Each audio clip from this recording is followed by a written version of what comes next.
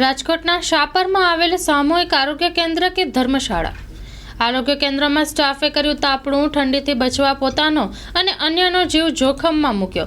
કોઈ મોટી દુર્ઘટના ઘટે તો જવાબદાર કોણ, તેવો સવાલ અહીં ઊભો થાય છે. દર્દીને દવાઓ લખીને જે અપાઈ છે તેના વિરુદ્ધની દવાઓ આપતા જાગૃત નાગરિકે વિડીયો બનાવ્યો છે. આરોગ્ય કેન્દ્રમાં 15થી વધુ લોકો ઉપસ્થિત હતા. આરોગ્ય કેન્દ્રની અંદર તાપણું કરાયું, તેમાંથી અગ્નિકાંડ સર્જાય તો જવાબદાર કોણ? Story report by Sandeep Chavda, Rajkot.